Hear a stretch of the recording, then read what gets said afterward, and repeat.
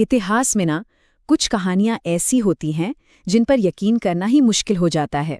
सोचिए, एक ऐसा सम्राट जिसने पहले तो अपने साम्राज्य को खून से सींचा और फिर उसी साम्राज्य में प्यार और करुणा के बीज बोए।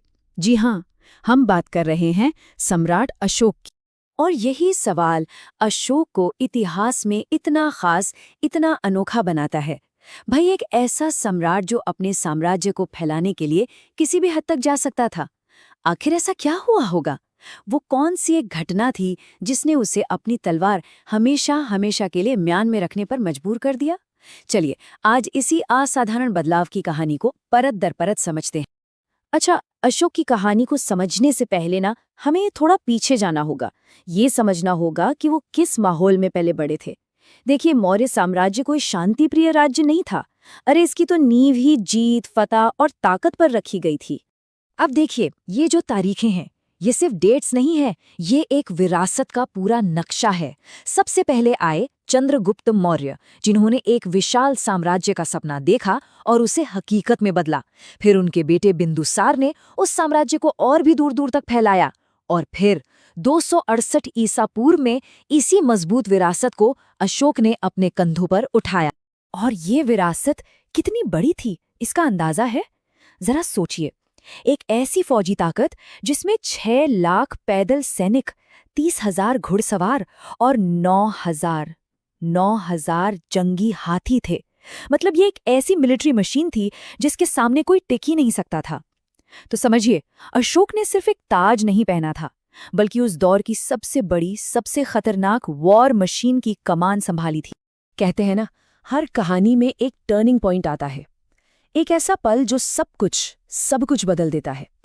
अशोक की जिंदगी में वो पल आया एक जंग के मैदान पर। एक ऐसा मैदान जो जीत के जश्न से नहीं, बल्कि लाशों के ढेर से पटा हुआ था। जी हाँ, वो मैदान था कलिंग का। तो सवाल ये है कि कलिंग पर हमला किया ही क्यों गया? देखिए, ये कोई अचानक लिया गया फैसला नहीं था, बिल्कुल नहीं। ये एक बहुत सोचा समझा एक स्ट्रेटेजिक मूव था। मौर्य साम्राज्य लगभग पूरे भारत पर कब्जा कर चुका था। बस एक छोटा सा राज्य था कलिंग, जो उनके रास्ते में आ रहा था। और ये राज्य बहुत जरूरी था, क्योंकि ये उन ट्रेड रूट्स पर था जो सीधे दक्षिण पूर्व एशिया तक जाते थे। तो सीधी सी बात थी, कलिंग को जीतना मतलब व्यापार पर पूरा का पूरा कंट्रोल हासिल करना। वो साल था 261 ईसा पूर्व, एक ऐसी तारीख जो भारतीय इतिहास में हमेशा के लिए दर्ज हो गई। यही वो दिन था जब अशोक को अपनी जिंदगी की सबसे बड़ी जीत मिली, और शायद सबसे बड़ी हार का एहसास भी हुआ। जीत तो मिल गई, कलिंग मौर्य साम्राज्य का हिस्सा बन गया, लेकिन इस जीत की जो कीमत चुकानी पड़ी, वो इतनी भयानक थी कि विजेता खुद ही अंदर से टूट गया। जंग के मैदान की वो खौफनाक खामोशी अशोक के अंदर एक जबरदस्त तूफान खड़ा कर गई। और देखिए, ये कोई सुनी सुनाई बात या कहानी नहीं है, इसका सबूत खुद अशोक ने दिया। उन्होंने अपने दिल का हाल पत्थरों पर हमेशा के लिए लिखवा दिया। उनके 13वें शिलालेख में साफ साफ लिखा है कि कलिंग में हुई मारकाट, मौतें और लोगों की पीड़ा देखकर उनका दिल कैसे दहल गया था। सोचिए जरा, इतिहास में ये कितनी अनोखी बात है।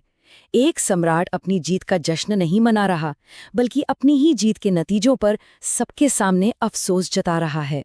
और बस इसी एक एहसास ने अशोक के राज करने का तरीका पूरी तरह से बदल दिया। उनकी नीति अब तलवार से विजय नहीं, बल्कि धम्म से विजय बन गई। मतलब अब मकसद जमीन के टुकड़े जीतना नहीं रहा, अब मकसद था लोगों के दिलों को जीतना। और यह सिर्फ कोई पॉलिसी चेंज नहीं था, ये सोच का, नजरिए का एक पूरा का पूरा ट्रांसफॉर्मेशन था। तो आखिर ये धम्म था क्या? ये एक शब्द अशोक के नए शासन के, कह सकते हैं, आत्मा बन गया। चलिए इसे जरा और करीब से समझते हैं। देखिए, सबसे जरूरी बात जो समझने वाली है वो ये है कि अशोक का धर्म कोई नया धर्म या मजहब नहीं था। हाँ, वो खुद बौद्ध धर्म को मानते थे, लेकिन उनका धम्म एक तरह का यूनिवर्सल कोड ऑफ कंडक्ट था। मतलब एक ऐसा नैतिक रास्ता जिस पर चलकर कोई भी इंसान, चाहे वो किसी भी धर्म या जाति का हो, एक बेहतर और जिम्मेदार नागरिक बन सकता था। और इस रास्ते के सिद्धांत भी बहुत सीधे और सरल थे, जैसे कि अहिंसा यानी किसी को तकलीफ न देना, सहिष्णुता यानी सभी धर्मों और विश्वासों का सम्मान करना, सच बोलना, ईमानदारी से रहना, बड़ों की इज्जत करना और सबसे जरूरी अपनी प्रजा की भलाई को सबसे ऊपर रखना। सच कहूं तो उस जमाने में राज करने का ये एक रेवोल्यूशनरी आइडिया था। लेकिन अशोक ने इन महान विचारों को सिर्फ बातों या किताबों तक सीमित नहीं रखा, उन्होंने इन्हें लागू करने में अपनी पूरी प्रशासनिक ताकत झोंक दी। पर सवाल तो यही था कि इतने बड़े साम्राज्य की सोच को आखिर बदला कैसे जाए। इसके लिए अशोक ने एक कमाल की स्ट्रैटेजी अपनाई। सबसे पहले उन्होंने अपने संदेशों को पत्थर के खंभों और चट्टानों पर खुदवाया ताकि हर आने जाने वाला उन्हें पढ़ सके, समझ सके। फिर उन्होंने धम्म महामात्रा नाम के खास अधिकारी बनाए, जिनका काम था गांव-गांव जाकर लोगों को ये बातें समझाना। और इतना ही नहीं, उन्होंने अपनी दूतों को श्रीलंका, सेंट्रल एशिया जैसी दूर दराज जगहों पर भी भेजा ताकि ये शांति का संदेश सरहदों के पार भी पहुंच सके। और ये सब सिर्फ बातें नहीं थीं, ये जमीन पर होता हुआ काम था। अशोक ने इंसानों के लिए तो अस्पताल बनवाए, जानवरों के लिए भी बनवाए। सोचिए उस जमाने में ये कितनी बड़ी और नई बात थी। उन्होंने मुसाफिरों के लिए सड़कें बनवाईं, सड़कों के किनारे पेड़ लगवाए, कुएं खुदवाए और आराम करने के लिए सराएं बनवाईं। एक तरह से कहें तो उन्होंने सही मायनों में एक वेलफेयर स्टेट की नींव रखी।